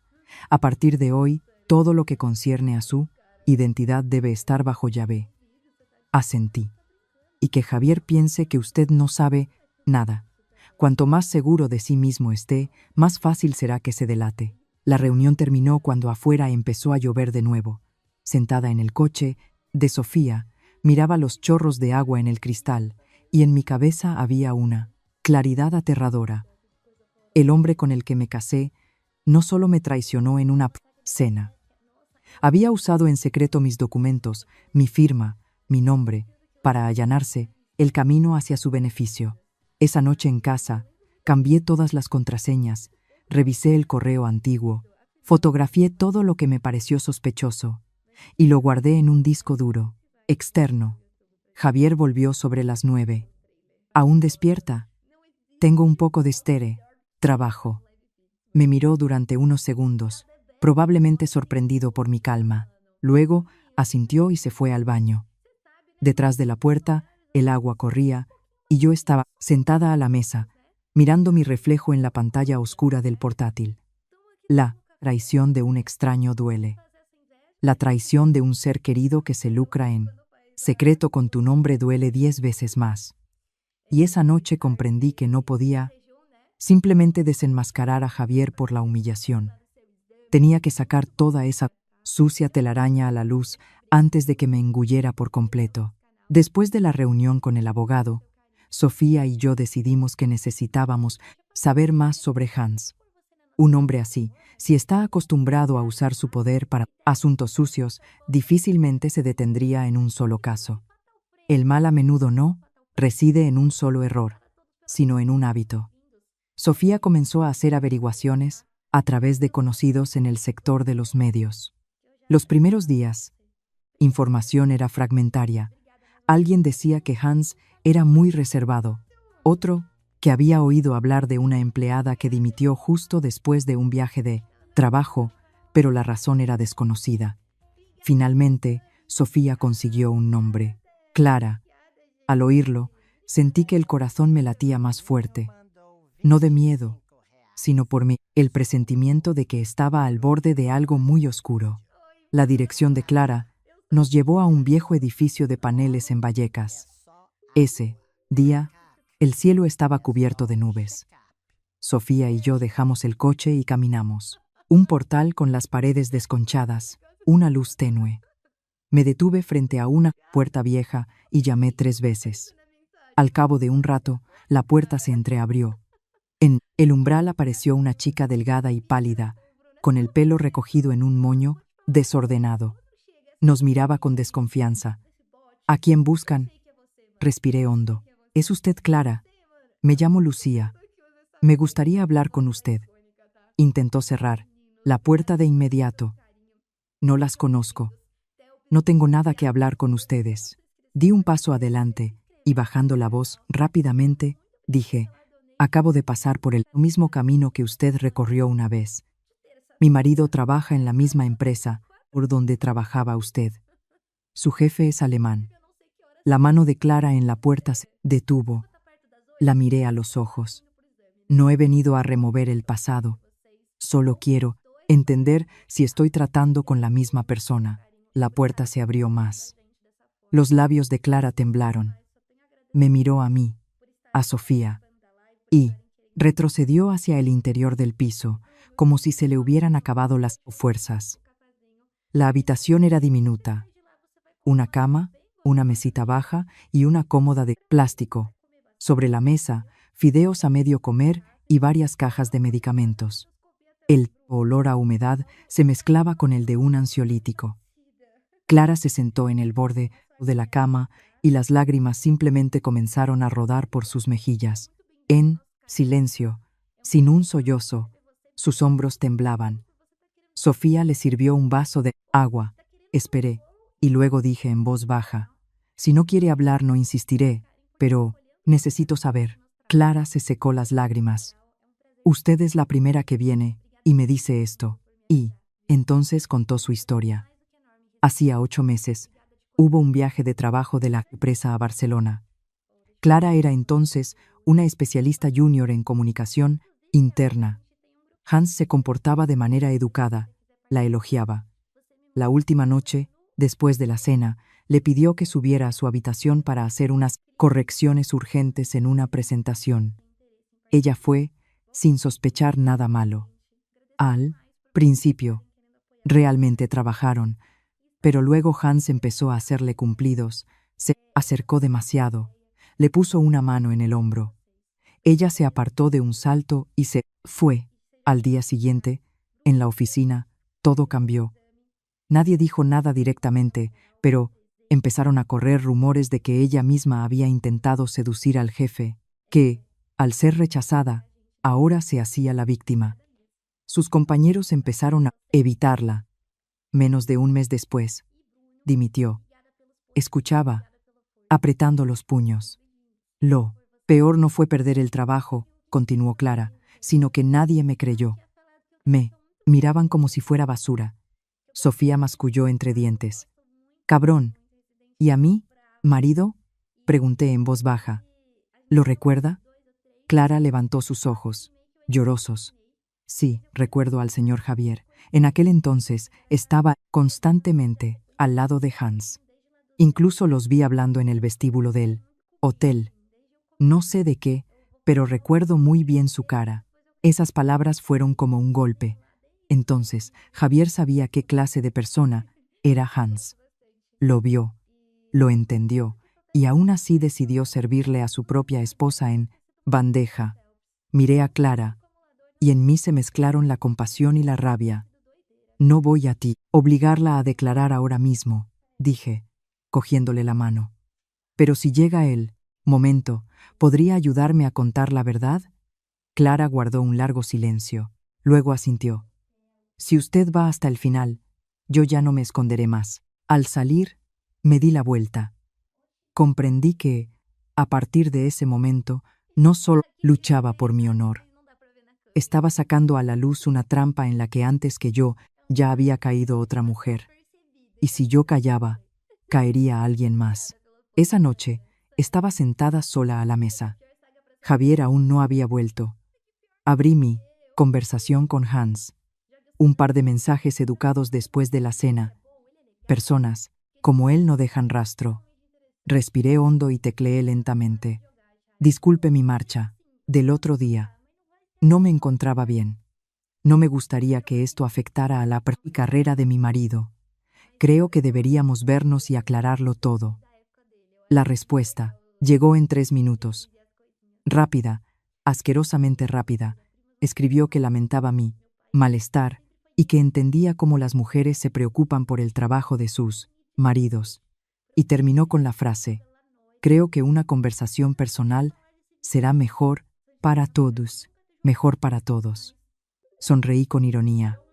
A los depredadores les encantan esas formulaciones ambiguas. No amenazan directamente, solo entreabren una puerta a la penumbra, invitando a la víctima a entrar por sí misma. Le enseñé la conversación a Sofía. Típico zorro. ¿Dónde te verás con él? En una cafetería bastante concurrida, pero con mesas apartadas. Necesito que baje la guardia, pero sin darle ninguna oportunidad. ¿Voy contigo y me siento en la mesa de al lado? No, esperarás fuera. Es demasiado listo, notará una cara conocida y sospechará. Al día siguiente, llegué a una cafetería en la calle Fuencarral. Antes de salir, revisé 2 veces el teléfono, encendí la grabadora y metí otra en miniatura en el bolso. Ya no era una víctima. Hans llegó 10 minutos tarde, sin traje, con una camisa sencilla, parecía casi normal. Ese aura de poder tranquilo era lo más peligroso. Gracias por venir, sonrió. No quiero que un malentendido perjudique a mi marido, respondí con calma. Me miró un poco más de lo habitual. Entiendo que las mujeres en su posición sientan mucha presión. Me enderecé. Solo quiero saber qué le dijo a Javier esa noche. Él sonrió. Es usted una mujer inteligente. Hay cosas que no necesitan palabras directas. Bajé la vista, fingiendo ser una mujer acorralada. No quiero problemas y no quiero que mi marido pierda su oportunidad. Hans se reclinó en la silla. En este mundo, cada uno debe elegir su lugar. A veces, basta con ser un poco más suave, un poco más comprensiva, y nadie pierde nada. Levanté la vista hacia él. ¿Quiere decir que debo callarme? El silencio no siempre significa perder. Muchas mujeres sabias saben que hay cosas que es mejor dejar tras puertas, cerradas. Sentí un escalofrío en la espalda. Hablaba con tanta calma, con tanta seguridad, escudándose en la sabiduría femenina para convencerme de que me tragara la humillación. Apreté los dedos. Si no armo un escándalo, ¿qué puede garantizarle a mi marido? En sus ojos brilló la autocomplacencia. Estaba seguro de que me había quebrado, de que elegiría salvar mi matrimonio en lugar de mi honor. El futuro de su marido está muy cerca. La única cuestión es si usted tendrá la suficiente comprensión para no complicarle el camino. Esa era la frase que necesitaba. No, dije nada más. Solo asentí como si estuviera pensativa. Todas las palabras más importantes estaban guardadas de forma segura en la grabadora. Al salir, Hans dijo: «Piénselo bien. Algunas puertas no se abren a menudo. Lo recordaré», respondí fríamente. Al salir de la cafetería, vi a Sofía. «¿Qué tal?». Puse la grabación. La voz de Hans era nítida, cada palabra como una aguja. Pero ya no me dolía. Solo sentía seguridad. «La trampa está a punto de cerrarse», dije en voz baja. «El depredador más peligroso es el que cree que su presa es tan débil que solo puede someterse». Y Hans acababa de cometer ese error. Pensé que tendría unos días más para reunir todas las pruebas. Pero cuando la gente siente una amenaza, ataca primero. 3 días después, se desató la tormenta. Por la mañana estaba en el estudio, discutiendo con un cliente los detalles de una nueva sesión. De repente, sonó el teléfono. Era la directora de la marca. «Lucía, ¿dónde estás? ¿Has visto que están circulando por todos los chats fotos tuyas cenando con un extranjero? Luego te reúnes con él en una cafetería. Escriben todo tipo de porquerías». Me quedé helada. «Mándamelas». En las fotos estaba yo sola a la entrada del hotel, pero el encuadre estaba cortado de tal manera que Javier no aparecía, solo Hans y yo. Otra en la cafetería, donde escuchaba atentamente a mi interlocutor. Y los pies de foto insinuaban que intentaba conseguir contratos a través de la cama. «Lucía, sabes y que te apreciamos, pero la marca teme los escándalos. Tendremos que suspender el contrato», dijo la directora con tono de disculpa. Cerré los ojos un segundo. «Lo entiendo». Sofía llamó casi de inmediato. Su voz servía de rabia. «Qué cabrones han sido ellos, seguro. Tranquila. Guarda todas las capturas de pantalla, los enlaces, la hora de publicación. Todo. ¿Aún puedes estar tranquila?». «Debo estarlo. Quieren que entre en pánico y empiece a justificarme. No les daré ese gusto». Pero el siguiente golpe vino de donde no lo esperaba. De la familia de mi marido. Sobre las 2 de la tarde, la puerta del estudio se abrió de golpe y apareció Pilar. Tenía la cara congestionada. Detrás de ella, una vecina. Se me acercó.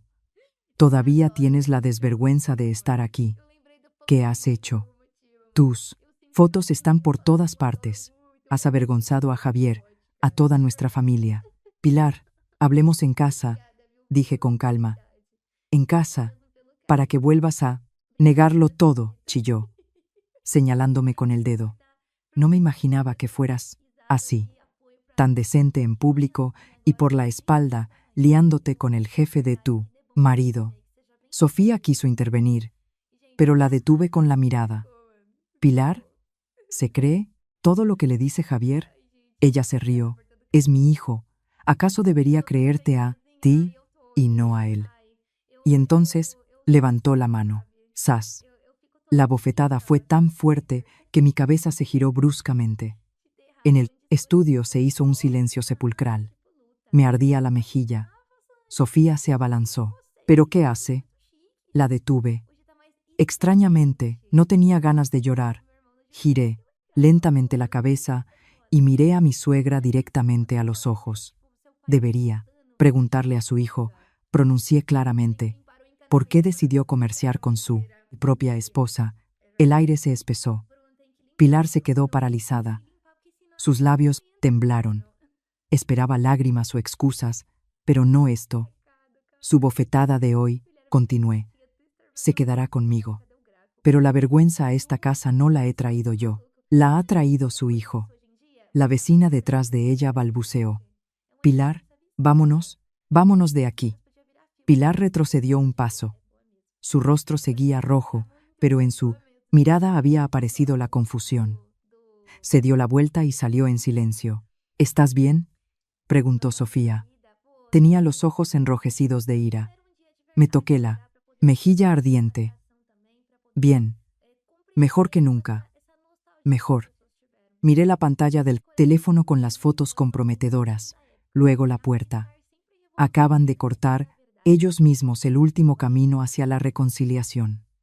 El dolor de la bofetada pasaría, pero el frío en mi alma permanecería mucho tiempo. Desde ese segundo, entre la familia de mi marido y yo ya no había nada.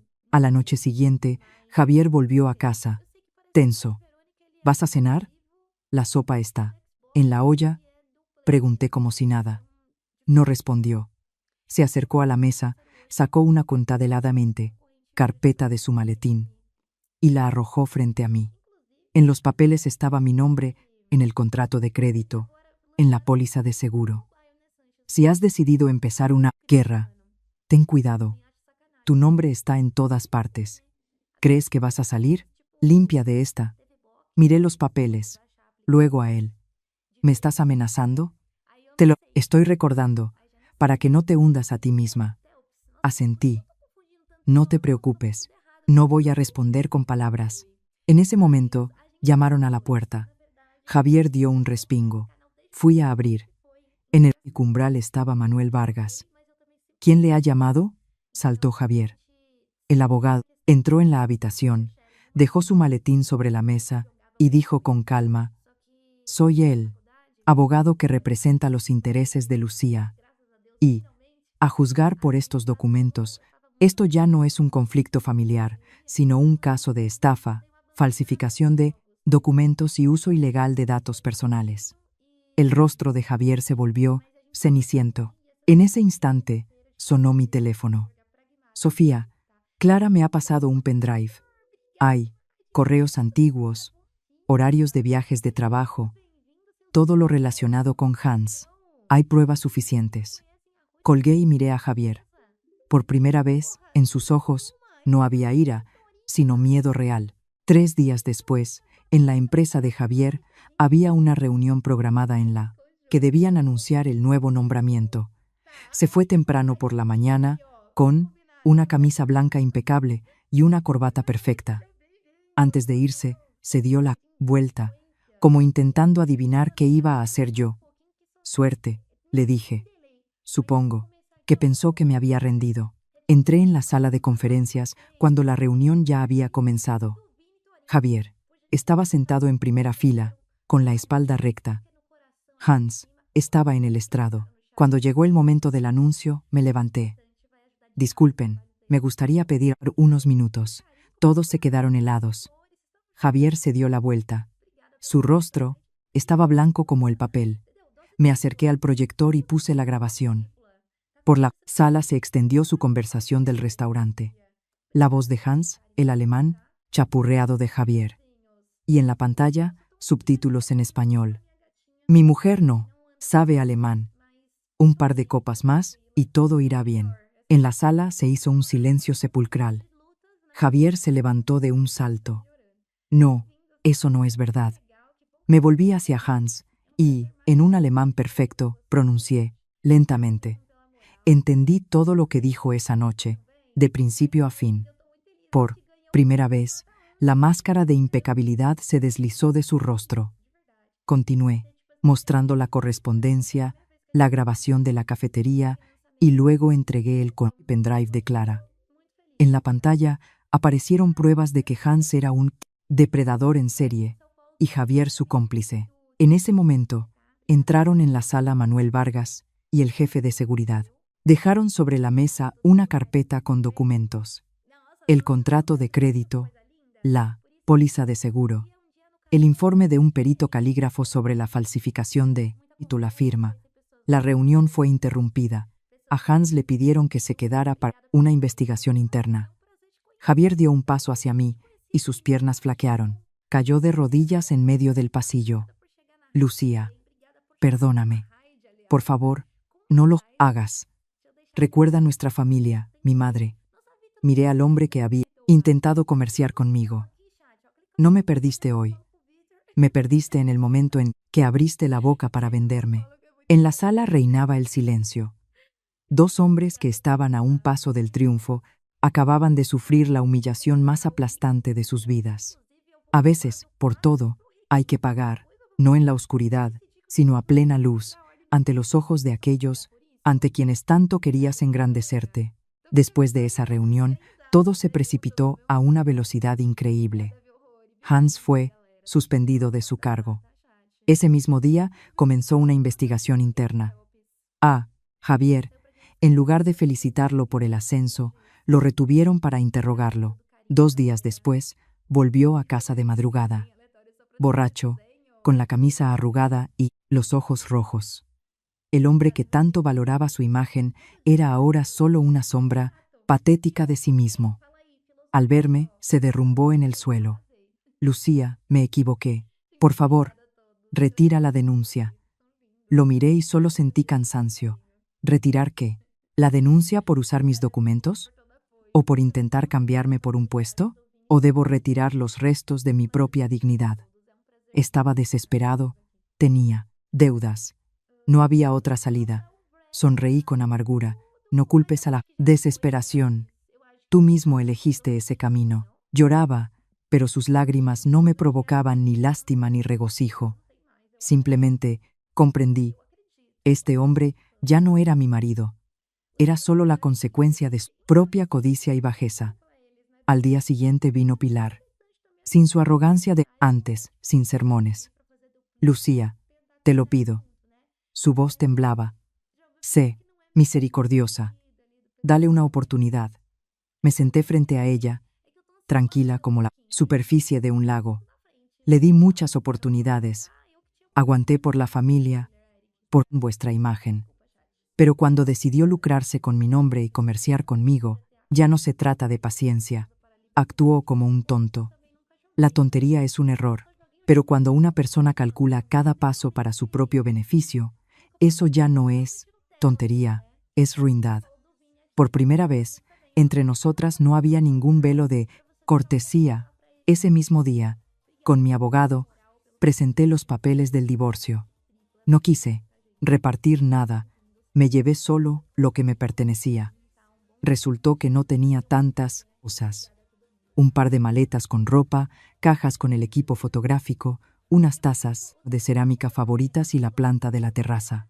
Resulta que cuando te vas de un matrimonio podrido, lo más pesado no son las cosas, sino los recuerdos que tienes que dejar atrás. Me mudé a un pequeño y tranquilo apartamento en el barrio de Las Letras. La primera mañana en mi nuevo hogar, abrí la ventana y vi cómo el sol se filtraba entre las hojas de los árboles. Ya no había suspiros pesados de nadie a mi espalda, ni la ansiedad por el sonido de una llave en la cerradura. Unos días después, me escribió Clara. Acabo de tener una entrevista de trabajo. Por primera vez en mucho tiempo, he salido a la calle sin bajar la mirada.